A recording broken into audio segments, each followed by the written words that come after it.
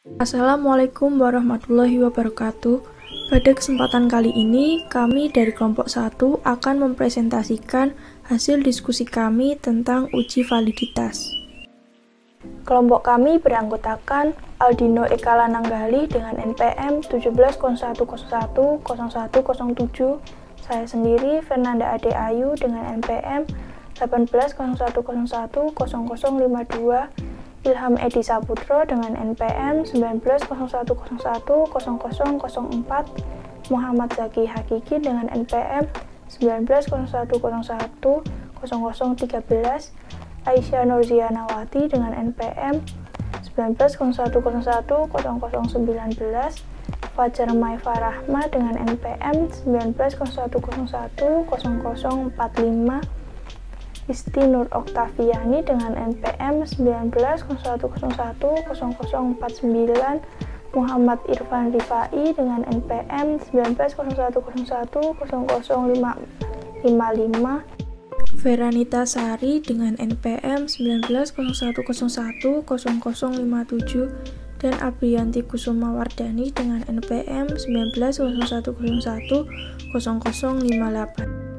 Di sini kami akan menjelaskan tentang 1. Analisis data tahap awal, 2. Uji validitas dan reliabilitas instrumen, dan yang ketiga tabulasi data.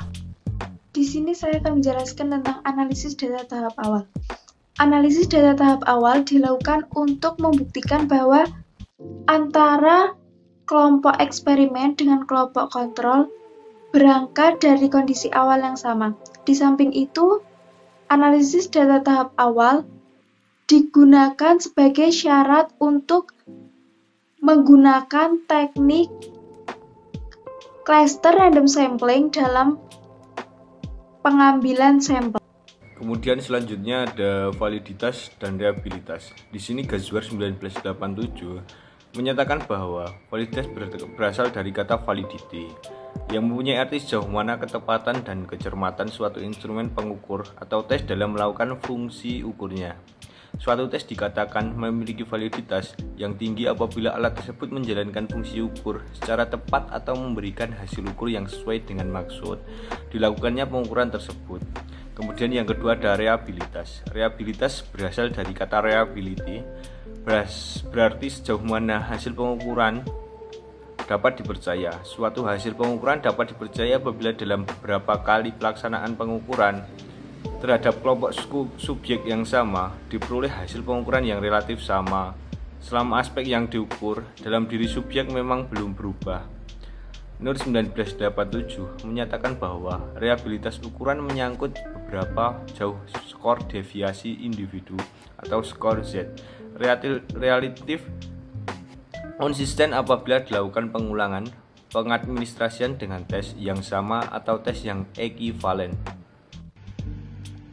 Slide yang selanjutnya saya akan membahas mengenai perbedaan validitas dan reliabilitas. Validitas digunakan untuk menguji ketepatan instrumen penelitian dalam mengumpulkan data. Validitas berfungsi sebagai pengembangan dan evaluasi suatu tes.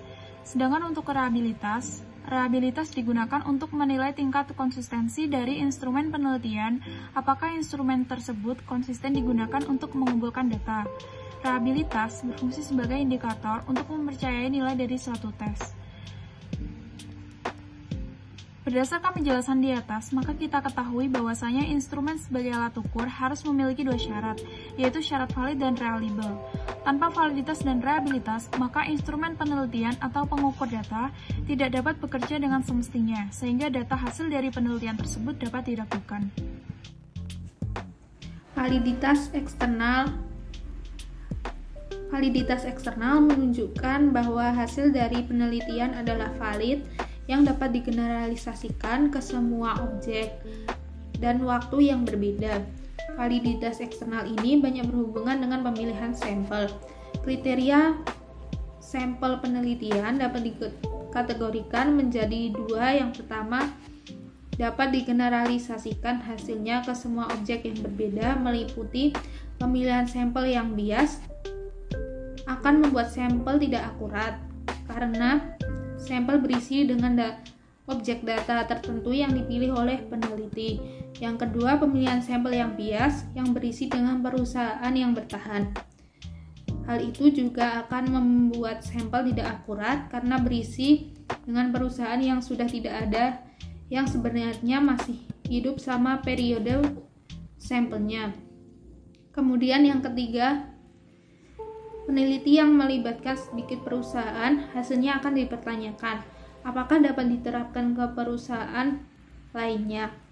Misalnya dalam penelitian yang hanya melibatkan perusahaan yang berbeda di industri jasa saja, akan ditanyakan apakah hasilnya juga berlaku untuk industri lainnya. Kemudian kriteria sampel peneliti yang kedua yaitu dapat digeneralisasikan hasilnya ke semua situasi yang berbeda. Validitas internal. Validitas internal menunjukkan kemampuan dari instrumen riset mengukur apa yang seharusnya diukur dari suatu konsep. Dalam hal ini, validitas internal digunakan untuk menjawab pertanyaan apakah riset sudah menggunakan konsep yang seharusnya. Validitas internal dapat dikelompokkan menjadi 3, yaitu validitas isi, validitas berhubungan dengan kriteria, dan validitas konstruk. Validitas isi. Validitas isi menunjukkan tingkat beberapa item-item di instrumen yang mewakili konsep diukur. Validitas isi memuat tes yang menguji yang relevan dengan tujuan yang akan diukur.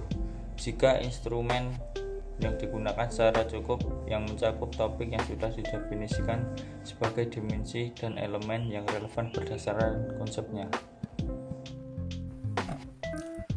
Kemudian yang selanjutnya ada validitas yang berhubungan dengan kriteria.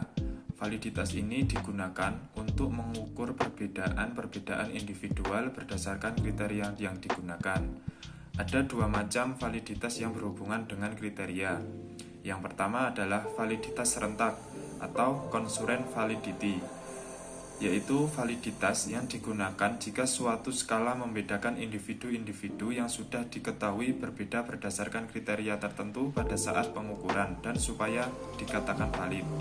Skala pengukuran tersebut harus dapat memberikan nilai yang berbeda terhadap individu-individu yang berbeda tersebut pada saat pengukuran. Validitas serentak ini diukur dengan koefisien korelasi. Kemudian, yang kedua ada validitas prediktif atau predictive validity, yaitu validitas yang menunjukkan kemampuan dari instrumen untuk mengukur perbedaan antara individu-individu berdasarkan kriteria-kriteria yang diprediksikan. Misalnya, suatu tes rekrutmen pegawai yang digunakan untuk memprediksi kinerja individual tersebut di masa datang jika diterima bekerja. Selanjutnya mengenai validitas konstruk.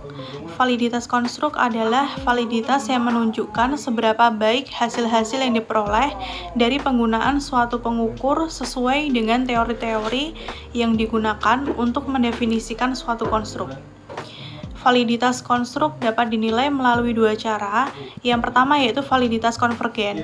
Validitas yang terjadi apabila skor-skor yang diperoleh dari 2 instrumen yang berbeda yang mengukur konstruk yang sama namun mempunyai korelasi yang tinggi.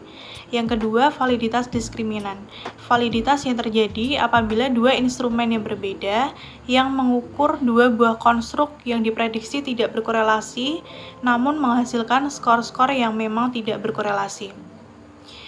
Validitas konstruk dapat diukur dengan menggunakan 2 cara, yaitu yang pertama multi-thread atau multi-method metric of correlation, yang merupakan suatu pendekatan untuk menguji validitas konstruk yang mengatur bukti validitas konvergen dan diskriminan untuk perbandingan bagaimana suatu ukuran berkaitan dengan ukuran lain. Yang kedua, analisis faktor merupakan sebuah teknik yang digunakan untuk mencatat faktor-faktor yang mampu menjelaskan hubungan atau korelasi antara berbagai indikator independen yang diobservasi. Tabulasi data. Tabulasi data merupakan bentuk penyajian data yang digunakan karena lebih efisien dan cukup komunikatif, berupa tabel yang dibuat dengan meringkas semua data yang akan dianalisis. Pengolahan data yang berbentuk tabel ini dapat berbentuk tabel silang maupun tabel distribusi frekuensi. Selanjutnya adalah kegiatan tabulasi data. Yang pertama adalah memberikan skor atau scoring terhadap item-item yang perlu diberi skor. Contohnya tes angket, ada pilihan ganda, rating scale, dan lain-lain.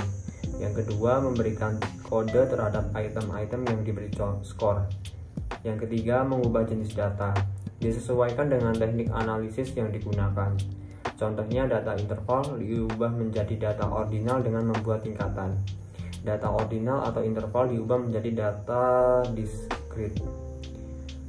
Yang keempat, memberikan kode atau coding. Dalam hubungan dengan pengolahan data, jika menggunakan komputer, pengolahan data memberikan kode pada semua variabel, kemudian menentukan tempatnya di dalam coding set atau coding form.